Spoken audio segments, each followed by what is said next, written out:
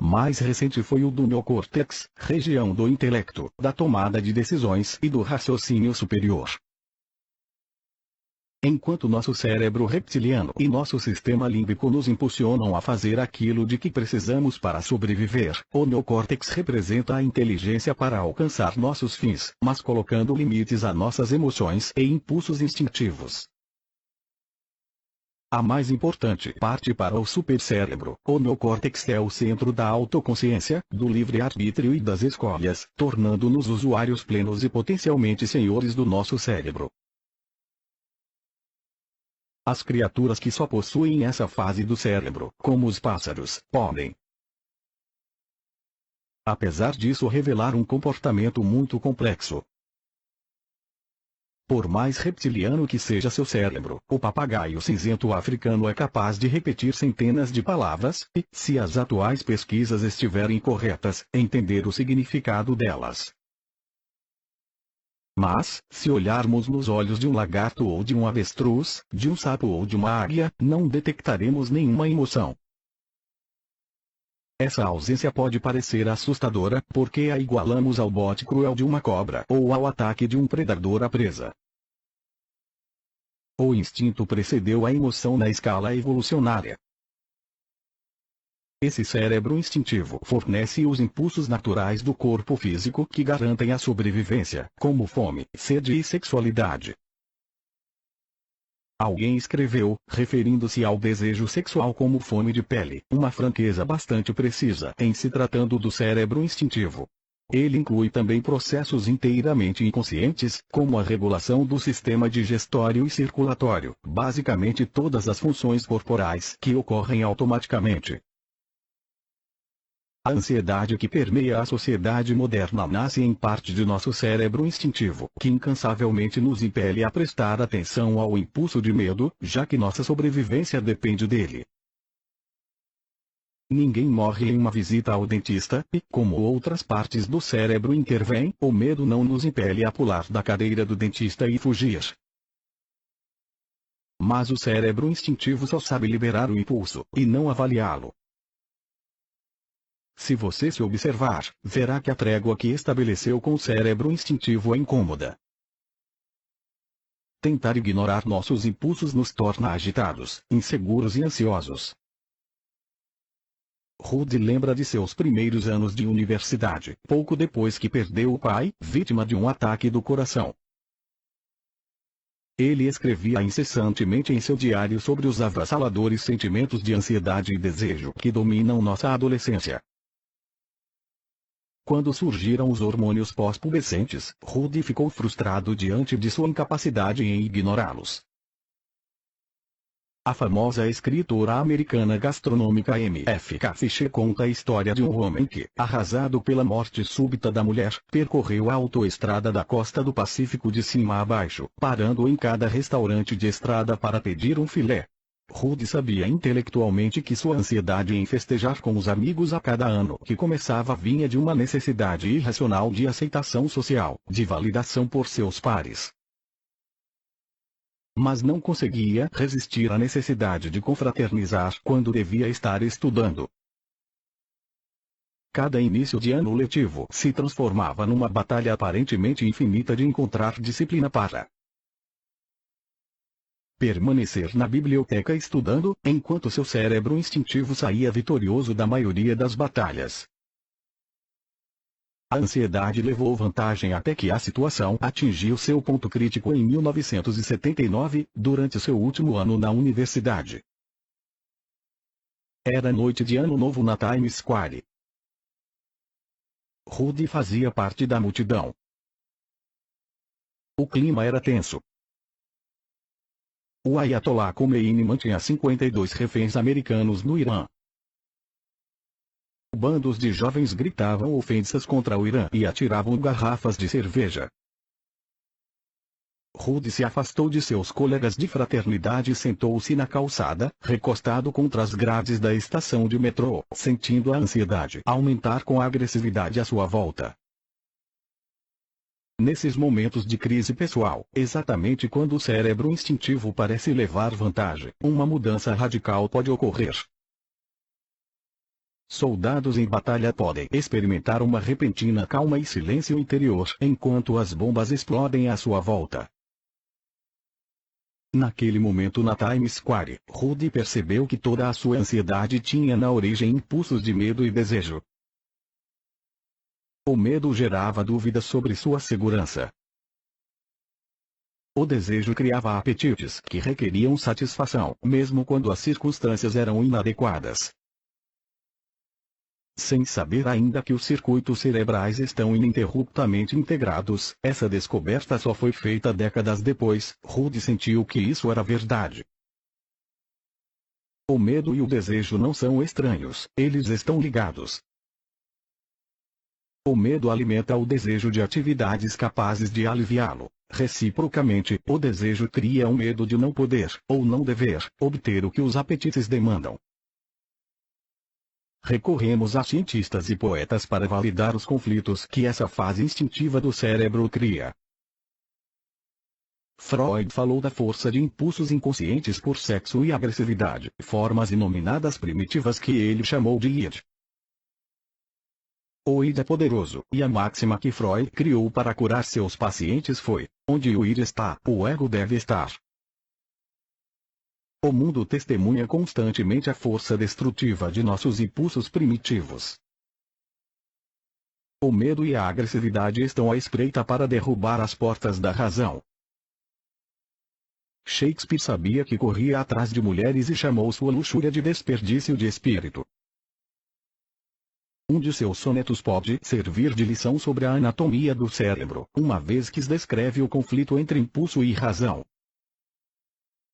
O desperdício de espírito em um deserto de desonra é a luxúria em ação, e, enquanto não é ação, a luxúria é perjura, homicida, sanguinária, cheia de culpa, selvagem, extrema, rude, cruel, traiçoeira. Poucas descrições dos impulsos primitivos, e de como as pessoas se comportam quando o sexo supera todo o resto, seriam tão perfeitas. Se dois carneiros selvagens batendo cabeça no cio escrevessem poesia, assim descreveriam suas necessidades descontroladas. Mas, sendo humano, Shakespeare via a luxúria com remorso, apenas desfrutada, logo se deprecia, loucamente perseguida, e assim que possuída, loucamente odiada, como isca engolida. Ele se compara a um animal que foi atraído a uma armadilha. A satisfação da luxúria trouxe uma nova perspectiva, uma perspectiva de autocensura. Não temos provas de que Shakespeare tivesse uma amante, mas ele era um homem casado, com uma filha e 2 gêmeos recém-nascidos, quando deixou a família em Stratford para tentar a sorte em Londres, em 1585. Porque a armadilha foi lançada. Shakespeare não culpa as mulheres. Diz que a armadilha foi colocada pela nossa natureza, para nos enlouquecer, louco na perseguição, e também na posse. Uma felicidade na prova e, provada, uma verdadeira desgraça. Ele saiu do cérebro instintivo para o cérebro emocional, que se desenvolveu em seguida. Os poetas elisabetanos revelavam sempre fortes paixões, fossem de amor ou ódio. Mas Shakespeare tinha se entregado demais a seus sentimentos, e agora o cérebro racional era invocado. Ele vê toda a loucura e profere uma triste moral. Tudo isso o mundo sabe, e no entanto ninguém sabe evitar o céu que conduz o homem a esse inferno. Nos momentos em que estamos divididos, o cérebro pode representar fisicamente cada aspecto de nossa guerra mental. Para Rudy, naquele momento na Times Square, a causa de medo e de desejo que controla o comportamento lhe pareceu cristalinamente clara. Os jovens descontrolados que gritavam contra o Irã e atiravam garrafas também eram ele, que se mantinha um observador passivo. O medo e o desejo os impulsionavam. Um desejo instintivo de poder status, como qualquer bom psicólogo nos dirá, cria uma ansiedade impulsionada pelo medo da rejeição e de perda de poder. Um forte desejo de sucesso gera um medo ainda mais forte de fracasso, e, se o medo surge, pode criar o fracasso. O cérebro instintivo nos prende numa armadilha entre querer muito alguma coisa e não consegui-la. Como qualquer outra fase do cérebro, os instintos podem se desequilibrar. Se você é impulsivo demais, sua raiva, seu medo e seu desejo vão se descontrolar. Isso leva a atos irrefletidos e ao arrependimento posterior. Se você controla demais seus impulsos, sua vida se torna fria e reprimida. Isso produz uma falta de laços com os outros e com os seus impulsos básicos. Pontos essenciais. Seu cérebro instintivo. Entenda que os instintos são uma parte necessária de sua vida. Tenha paciência com o medo e a raiva, mas não se entregue a eles. Não tente discutir com seus impulsos. Não reprima pensamentos e sentimentos por culpa. Esteja consciente de seus medos e desejos. A consciência ajuda a equilibrá-los. Só porque você é impulsivo, não haja sempre por impulso. As partes superiores do cérebro também devem ser consultadas. Soluções do supercérebro. Ansiedade. A ansiedade cria uma falsa imagem do mundo, vendo ameaças em situações que na verdade são inofensivas. A mente cria um medo. Se ela puder desfazer a percepção dele, o perigo desaparece. Para começar, a vida não pode existir sem medo, mas ele gera paralisia e sofrimento. Os dois aspectos, um positivo e o outro negativo, encontram-se dentro do cérebro. Para pessoas que sofrem de transtorno de ansiedade generalizada, uma das queixas mais comuns na sociedade moderna, a solução de curto prazo é química, tranquilizantes. Já alertamos sobre os efeitos colaterais das drogas químicas, mas o maior problema é que elas não curam desordens de humor, entre elas a ansiedade.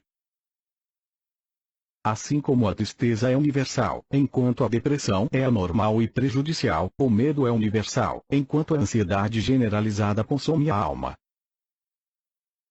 Como pontuou Freud, nada é mais indesejável que a ansiedade.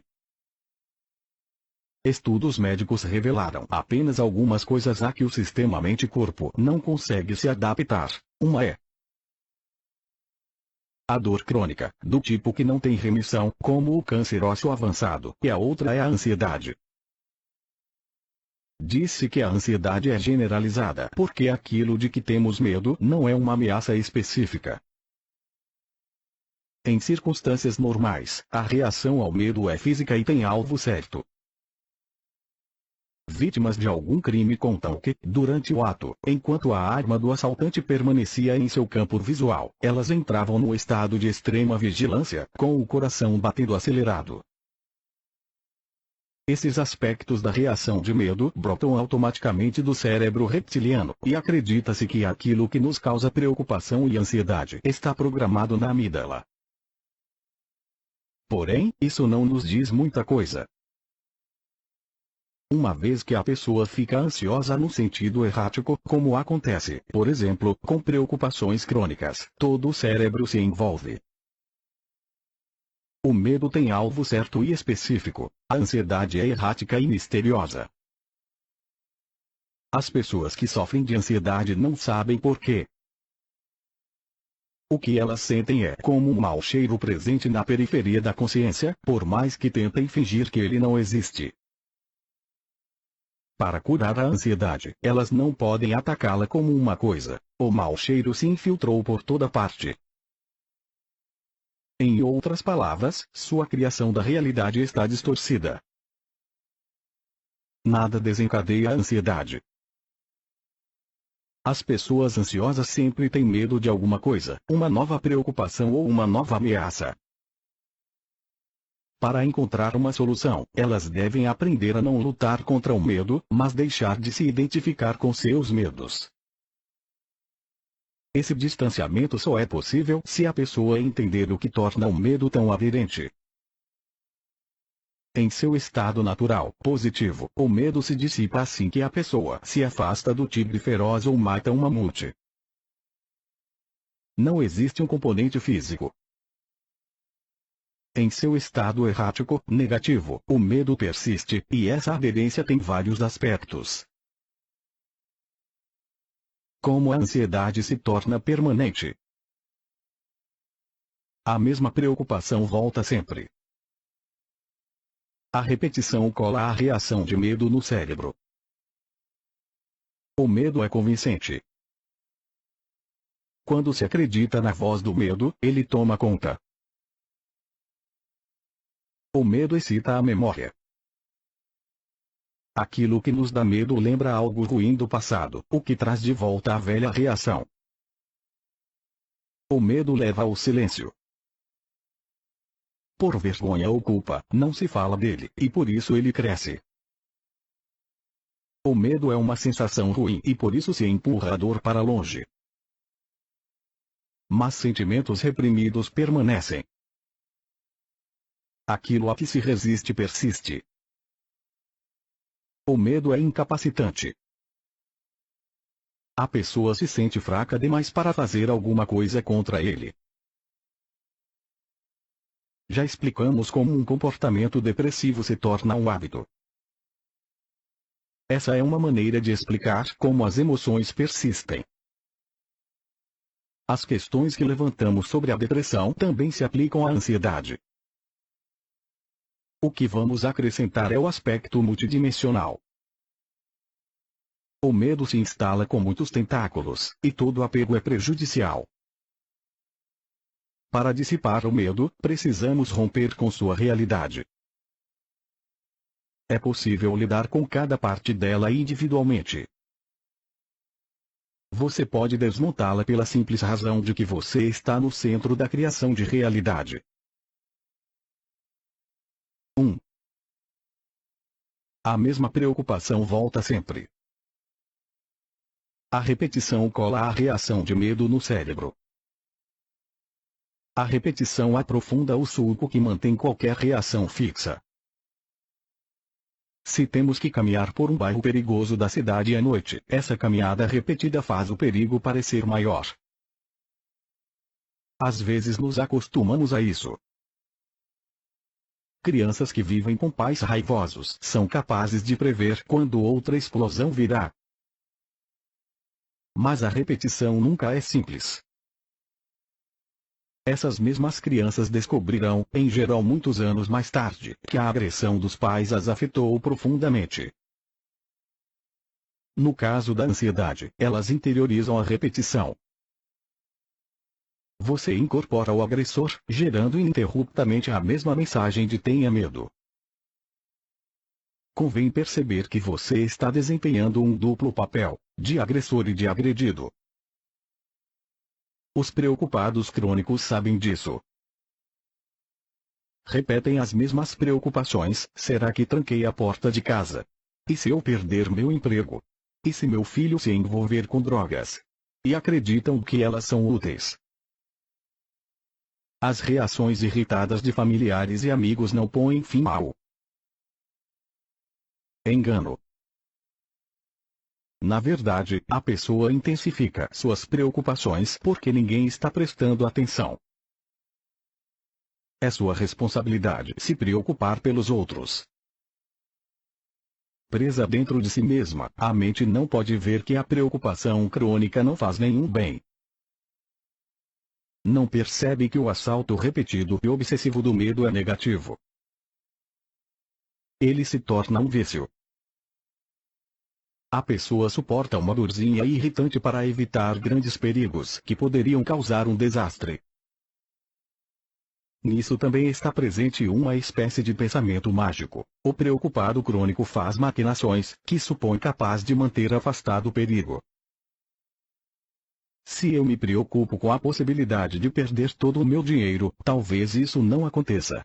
Para pôr fim à influência da repetição, a consciência deve entrar em ação e ter pensamentos conscientes, como os seguintes: estou fazendo isso de novo. Sinto-me mal quando estou preocupado.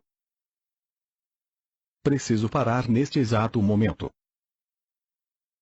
O futuro é desconhecido. Preocupar-me com ele é inútil. Não estou fazendo nenhum bem a mim mesmo.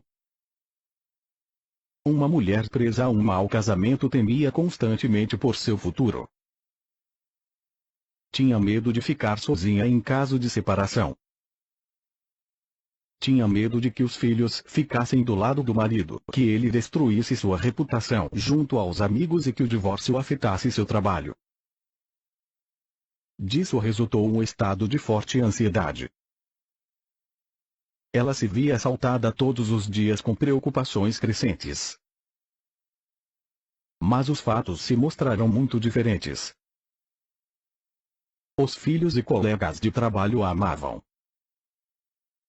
Ela realizava um bom trabalho. O marido, embora quisesse o fim do casamento, pagou-lhe uma boa pensão sem se queixar. Não falou mal dela nem obrigou os amigos a tomar partido. O problema verdadeiro era muito mais simples do que parecia, e, no entanto, ela ficava ansiosa cada vez que pensava no futuro. Felizmente, ela tinha uma confidente que percebeu seu padrão mental. Não importava que preocupação ela lhe contasse, a confidente sempre dizia: "Você fica com medo sempre que pensa no futuro. Pare com isso. Eu a conheço há muito tempo. Tudo que a preocupava há 2, 5, 10 anos, não aconteceu. Dessa vez será igual." Naturalmente, a princípio a mulher não se convenceu. Sua preocupação repetida se tornara um hábito. Tendo as mesmas preocupações indefinidamente, ela sentia ter algum controle sobre o medo. Mas sua confidente persistiu. Por maior que fosse a ansiedade da amiga, ela sempre dizia: "Você fica com medo quando antecipa o futuro. Pare com isso." Meses depois, a tática funcionou. Pessoas presas a preocupações autodestrutivas sabem que o velho padrão não funciona desde o princípio. Elas rompem esse padrão quando aprendem a parar o processo mental, superando-o com uma consciência emergente que diz: "O medo não é real. Sou eu que o crio." A mulher ansiosa ganhou consciência de que estava fazendo mal a si mesma com aquele medo autoinduzido. Aprendeu a se conter quando o carrossel de preocupações começava a girar.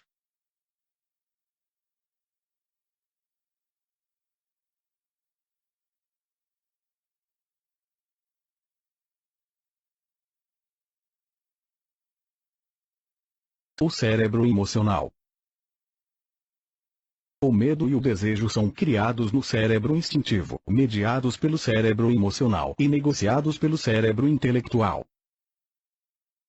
Essas estruturas satisfazem a exigência da mente de processar a luxúria, a paixão cega, a raiva, a avidez, o ciúme, o ódio e o nojo.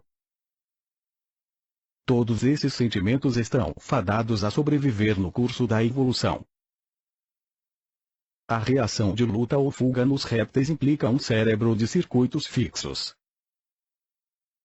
Os humanos não evoluíram para libertar-se dos mesmos circuitos, ou mesmo para anulá-los, da mesma forma como, por exemplo, a cauda dos primitivos mamíferos encolheu e se transformou no osso na ponta da coluna vertebral.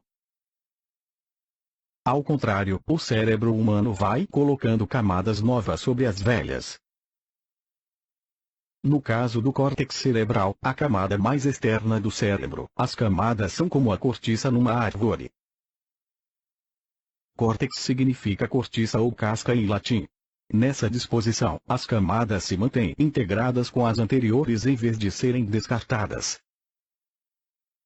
Assim como lembranças de dor e desconforto geram medo, lembranças de prazer e alegria geram desejo. A evolução empurra e puxa ao mesmo tempo. É impossível dizer onde começa o desejo de prazer ou a fuga da dor. Shakespeare podia ter vergonha de sua luxúria, mas não pediu que ela lhe fosse tirada.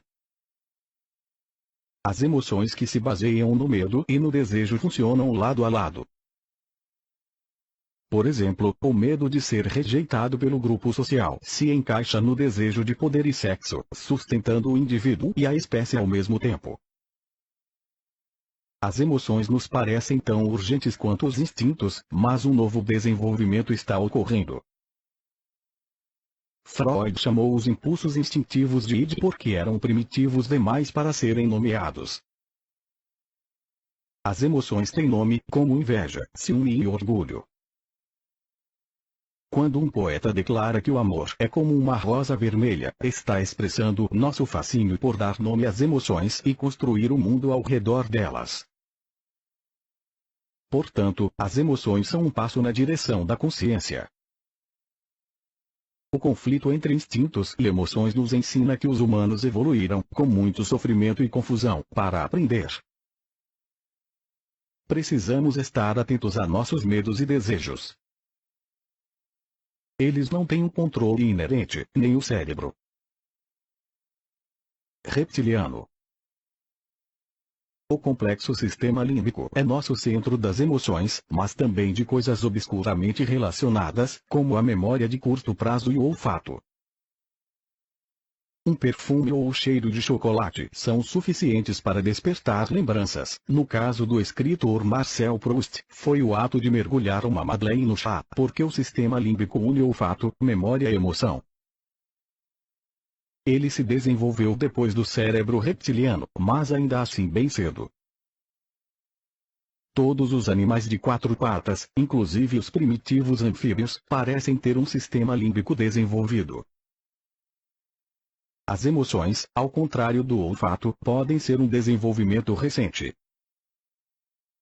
Ou talvez elas não tenham podido existir até que a linguagem lhes desse nomes. Nossa tendência de ver o cérebro reptiliano como primitivo é um erro. Podemos cheirar um problema com uma certeza de fazer inveja ao cérebro racional. O cérebro reptiliano não tem dúvidas ou arrependimentos.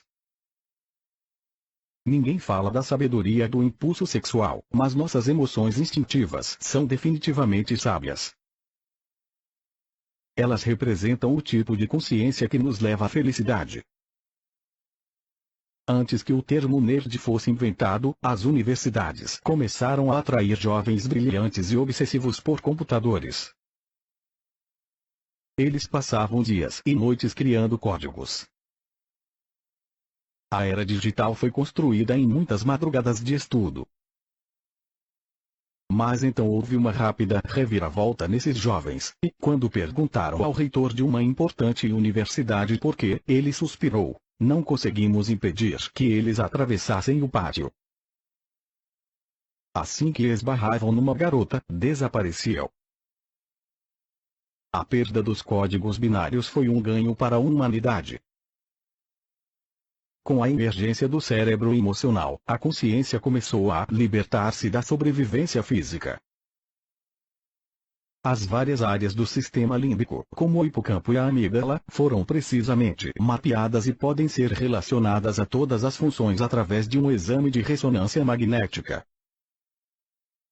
Se essa precisão tenta os neurocientistas a afirmar que o sistema límbico nos usa para seus propósitos, assim como faz o instinto, essa alegação deve ser contestada.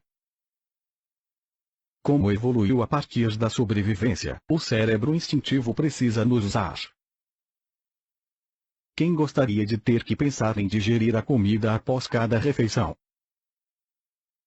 Quem gostaria de ver o carro da frente perder o controle e ter que pensar um instante antes de reagir? Grandes áreas da vida devem estar no piloto automático, e estão. Mas as emoções, mesmo quando brotam espontaneamente, significam algo, e o significado é um departamento que todos nós queremos controlar. Não posso evitar. Toda vez que vejo o final de Casablanca, eu choro. Alguém pode dizer: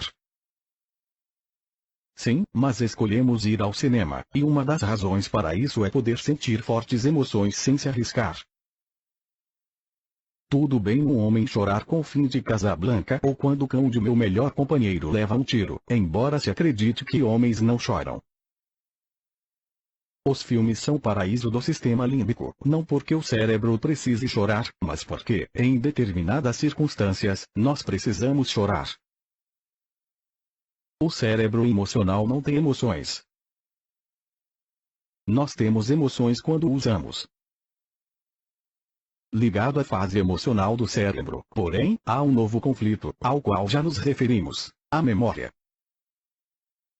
A memória é a maneira mais poderosa de fazer uma emoção se fixar e, uma vez arraigada, é difícil removê-la. Já discutimos a permanência de uma emoção, a ansiedade. O karma, ou sanskara, em sânscrito, é a impressão deixada por experiências passadas. É uma palavra estrangeira, mas toda a tradição espiritual do Oriente tem raízes em um dilema universal: a luta para romper velhos condicionamentos, que criam sofrimento no presente pela lembrança da dor passada. O processo de impressões kármicas é um aspecto inextricável do cérebro emocional. Acreditar ou não em karma não faz diferença. Estamos depositando impressões em nosso sistema nervoso o tempo todo. Cada gosto ou desgosto: odeio brócolis, adoro aspargos, eu odeio, eu a amo, se deve a impressões passadas. Isso é mais do que processamento de dados. Qualquer um que compare o cérebro humano a um computador deveria saber responder se os computadores gostam de brócolis ou odeiam o fascismo. As emoções orientam as preferências, e os computadores não têm emoções. Como esse acúmulo de impressões se faz sem esforço, poderíamos supor que seria fácil removê-las. Às vezes é. Se você diz algo errado, pode-se corrigir dizendo: esqueça o que eu disse, e seu ouvinte esquecerá. Mas impressões duradouras não podem ser removidas nem com muito esforço. O trauma permanece. Como ainda entendemos pouco a memória, seus sinais não podem ser detectados no sistema límbico. E, no entanto, lembranças vívidas se fixam por natureza. Precisamos ter uma vida emocional aberta e valorizar nossos sentimentos. Mas, quando a emoção tem supremacia, precisamos evoluir mais. Em particular, acreditamos que devemos ser testemunhas de nossas emoções. Isso não significa que se deva dar um passo atrás e observar enquanto enlouquecemos ou entramos em pânico. As emoções seguem seu curso. Como os instintos, elas querem o que querem. Mas não se deve alimentá-las em excesso. A raiva, por exemplo, já é por si só forte e inflamável. Não precisa que se jogue querosene em cima dela. Observando a raiva, criamos uma certa distância entre nós e nossa emoção. Se você faz uma observação como: esse sou eu ficando com raiva, ou eu e a raiva ficam separados. Nesse pequeno ato de distanciamento, a emoção perde força. Sempre temos a opção de usar qualquer parte do cérebro como parceira. As condições da parceria somos cada um de nós quem estabelece. Como acontece com qualquer fase do cérebro, as emoções podem se desequilibrar. Quem for muito emocional, perderá a perspectiva. Seus sentimentos o convencem de que são a única coisa que importa. Emoções excessivas são exaustivas e enfraquecem todo o sistema mente-corpo. Se a pessoa der vazão às suas emoções por muito tempo, pode se tornar sua prisioneira. Mas se controlar demais suas emoções, perderá contato com sua vida emocional. Isso cria a ilusão de que só o intelecto basta. Ignorando o poder de uma emoção reprimida, corre-se o risco de ter comportamentos inconscientes. Reprimindo as emoções, o indivíduo pode ficar sujeito a doenças. Pontos essenciais: seu cérebro emocional. Deixe que os sentimentos cheguem e partam. Essas idas e vindas são espontâneas. Não alimente sentimentos negativos com a justificativa de que você está certo e o outro errado. Observe seus pontos fracos emocionais. Você se apaixona com muita facilidade, perde o controle muito depressa, apavora-se diante de riscos triviais. Comece a observar suas deficiências quando elas surgirem. Pergunte-se se precisa ter a reação que está tendo. Se sua resposta for não, o sentimento indesejável vai começar a recuperar o equilíbrio. Figura 3. O sistema límbico. O sistema límbico, sombreado, fica escondido sob o córtex cerebral. Ele abriga nossas emoções, sentimentos de prazer associados à comida e ao sexo, e a memória de longo prazo. Nele se situam duas áreas, o tálamo e o hipotálamo, assim como a amígdala e o hipocampo, que controla a memória de curto prazo. A amígdala determina quais lembranças serão armazenadas com base na reação emocional que uma experiência provoca. O hipocampo é responsável pela memória de curto prazo e por enviá-la às partes do córtex cerebral adequadas à armazenagem de longo prazo. Essa região é particularmente afetada no mal de Alzheimer. O sistema límbico está estreitamente conectado ao bulbo olfatório, que processa o olfato. É por isso que um certo aroma pode desencadear fortes lembranças. Antes do salto. Agora, vamos dar um salto na evolução, com a entrada do cérebro racional. O questionamento sobre o significado da vida nasceu no córtex cerebral, que se acomoda como um rei acima do cérebro reptiliano. Mas mesmo reis podem ceder, e com o cérebro acontece o mesmo. O cérebro reptiliano sempre faz exigências instintivas, às vezes primitivas. A evolução ainda não deu nenhum salto maior, na Terra ou no cosmos, do que aquele feito para criar o córtex cerebral. Vamos dar a essa parte do cérebro um capítulo inteiro. Mas primeiro vamos voltar ao cérebro instintivo e ao cérebro emocional. Eles merecem respeito pela complexidade de sua reação ao mundo. Se você for perseguido por um tigre, o cérebro instintivo imediatamente liberará neuroquímicos específicos que lhe permitirão enfrentar melhor o ataque. Esse coquetel neuroquímico, composto primordialmente de adrenalina, levou milhões de anos para ser aperfeiçoado. A adrenalina é o início de uma cascata química no cérebro. Ela provoca atividade eletroquímica em sinapses específicas, mandando você fugir, enquanto otimiza seu batimento cardíaco e sua respiração para o máximo desempenho físico. Também otimiza sua concentração para suportar a caçada e escapar do tigre. Deixará você alerta, diminuindo sentimentos pré-existentes de fome, sede ou mesmo a necessidade de ir ao banheiro. Essas possíveis distrações se dissolvem instantaneamente, para que toda atividade física e mental possa se concentrar em fugir e sobreviver. Na escola, se alguém nos desafiasse tentando roubar o dinheiro do nosso lanche, partíamos para a briga sem pensar. Ou, se o ladrão fosse muito maior, fugíamos sem pensar. A evolução acentuou a aliança entre o cérebro instintivo e o cérebro emocional para garantir nossa sobrevivência, mas, se usada em excesso, essa aliança pode se tornar nossa pior inimiga. Isso porque o cérebro instintivo e o cérebro emocional são reativos, induzem automaticamente a um estado de excitação. Qualquer forte estímulo externo, um tiro, o carro à sua frente que de repente quebra, o olhar de uma linda moça ou de um homem atraente, desencadeia automaticamente uma reação que provoca a aliança entre instinto e emoção.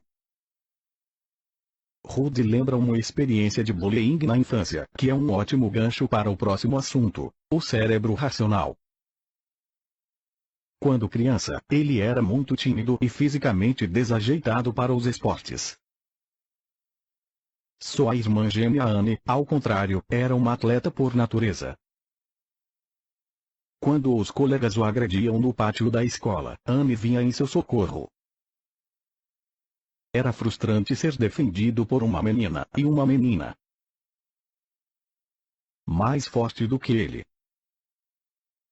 Mais importante era a frustrada reação de luta ou de fuga, porque nenhum dos lados vence.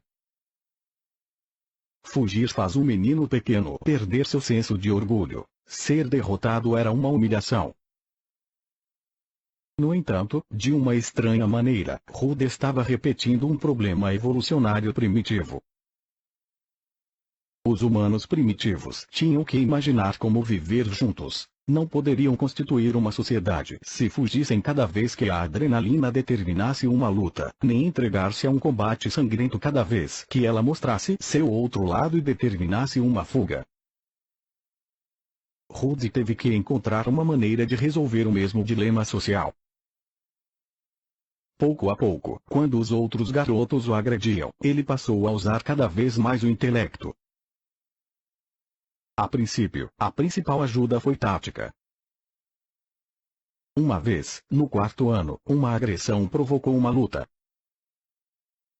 O agressor saltou nas costas de Rudy, socando-o. Anne observava à distância, pronta para entrar na briga. Mas, em vez de entrar em pânico e tentar atirar longe o agressor, Rudy teve uma ideia. Notou um enorme carvalho atrás deles e correu de costas o mais depressa que pôde, batendo o agressor contra a árvore. O menino caiu no chão e desmaiou. Com essa lembrança gravada no cérebro, aquele garoto nunca mais se meteu com ele. Em outras palavras, enquanto os cérebros instintivo e emocional o advertiam da urgência da situação, pela primeira vez seu cérebro intelectual imaginou uma tática diferente, que não era nem de luta nem de fuga. Podemos imaginar os primeiros humanos fazendo descobertas semelhantes. Uma vez que seu oponente começa a pensar, você precisa fazer o mesmo. Táticas de luta levam inevitavelmente à guerra. A necessidade de sentar-se ao pé do fogo e partilhar os frutos da caçada e da coleta cria razões para ser social. Estímulos externos não foram a única causa do salto quântico representado pelo intelecto. Cada célula do corpo tem uma inteligência inata. Não podemos limitar o efeito de amplo alcance da inteligência celular, que foi crucial para fazer do corpo o que ele é hoje. As células vivem juntas, cooperam, sentem-se e se comunicam constantemente. Se uma célula se torna antissocial e ameaçadora, o sistema imunológico intervém. Se falhar, pode-se desenvolver um câncer, o comportamento antissocial por natureza do corpo. Em certo sentido, o cérebro racional estava apenas fazendo o que toda célula sabe fazer. Seja como for, o salto para o cérebro intelectual aumentou em 1000 vezes as possibilidades da vida humana. Soluções do supercérebro. Crises pessoais. Muitas pessoas reagem a uma crise pessoal com medo, o que é instintivo. Mas é possível ter uma abordagem mais integrada usando o cérebro racional e o cérebro reptiliano juntos. Uma crise pessoal é apenas um desafio de proporções drásticas, e os desafios fazem parte da vida de todo mundo. Ninguém escapa a momentos difíceis, quando o desafio se transforma numa crise. Muitas grandes mudanças surgiram de um desastre iminente. O resultado de sua vida depende de como você lida com esses momentos difíceis. Serão fontes de mudança ou retrocessos. Aqui entra o que chamamos de sabedoria, porque a maioria das pessoas toma decisões por impulso ou por hábito. Sentem a pressão das emoções, que é muito mais forte quando a mente está tumultuada.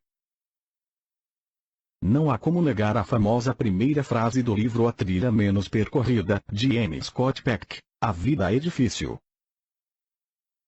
Mas a sabedoria pode ser um incentivo para vencer dificuldades, transformando a frustração e a derrota em mudanças e descobertas. Sempre que a situação for difícil, faça a si mesmo 3 perguntas, concebidas para transformar um tumulto mental em um processo ordenado que o cérebro pode acompanhar e organizar fisicamente. Pergunte-se: 1. Esse é um problema que posso resolver, que devo suportar ou do qual preciso fugir? 2. Quem posso consultar que já tenha conseguido resolver o mesmo problema? 3. Como encontrar uma solução dentro de mim? Por outro lado, existem 3 perguntas que você nunca deve se fazer, porque são ineficazes e promovem o caos mental. Não se pergunte: 1. O que está errado em mim? 2. Quem posso culpar? 3. Qual é o pior cenário? A situação em que essas perguntas podem surgir são inúmeras, desde um mau relacionamento a um grave acidente de carro, do diagnóstico de uma doença grave à prisão de um filho por drogas. A triste verdade é que milhões de pessoas se fazem constantemente as perguntas erradas, enquanto apenas uma pequena fração faz as perguntas corretas, que levam às ações corretas. Vamos ver se podemos melhorar essa situação.